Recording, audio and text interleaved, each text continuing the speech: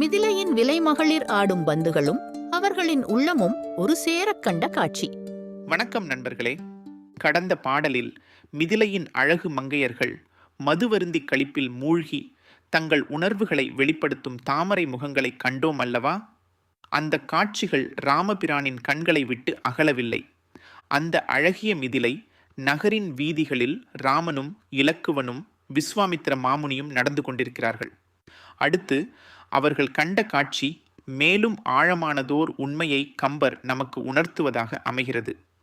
அது வெறும் வெளிப்புற அழகை மட்டுமல்லாமல் உள்ளத்தின் இயல்பையும் உணர்த்தும் ஒரு காட்சியாகும். மெய் வருபோகம் ஒக்கவுடன் உண்டு விலையும் கொள்ளும் பையரவு அல்குலார்தம் உள்ளமும் பளிங்கும் போல மையறி நெடுங்கண் நோக்கம்படுதலும் கருக்கி வந்து கைபுகின் சிவந்து காட்டும் கந்தகம் பலவும் கண்டார். மெய்வரு போகம் ஒக்கவுடன் உண்டு விலையும் கொள்ளும் என்னே கம்பரின் உவமை நயம்.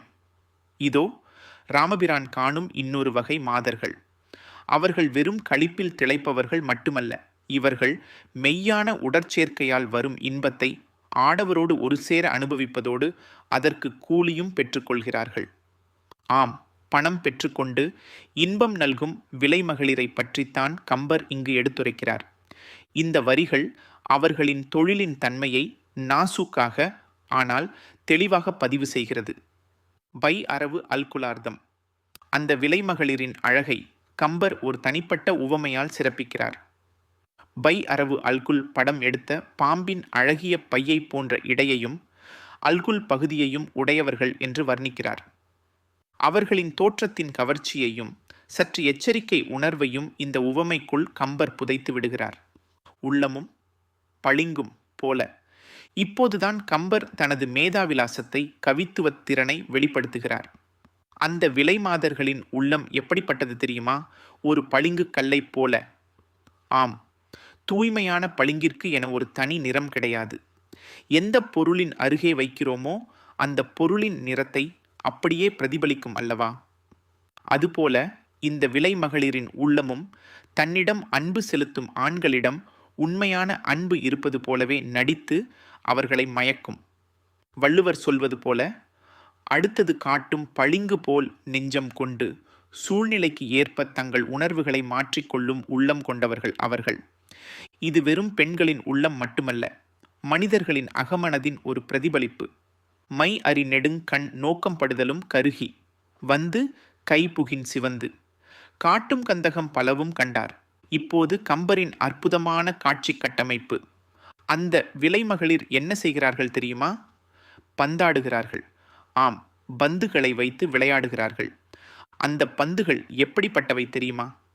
அந்த பெண்கள் மை தீட்டப்பட்டு செவ்வரி படர்ந்த நீண்ட கண்களால் அந்த வெண்ணிற பந்துகளை பார்க்கும் பொழுது கண்களின் கருமையை பிரதிபலித்து அந்த பந்துகள் கருத்து தோன்றுகின்றன.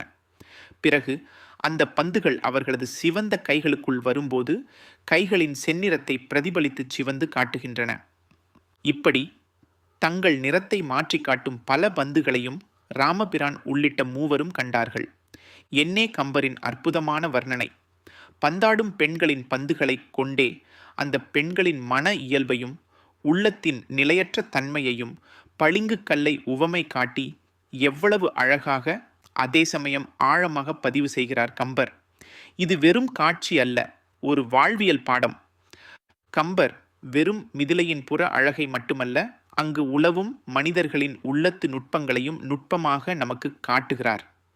இவ்வாறு மிதிலை மாநகரத்து மக்களின் பல்வேறுபட்ட வாழ்க்கை முறைகளையும் விளையாட்டுகளையும் கண்டுகொண்டே ராமபிரானும் உடன் வந்தோரும் அடுத்தடுத்த காட்சிகளை நோக்கி நகர்கிறார்கள்.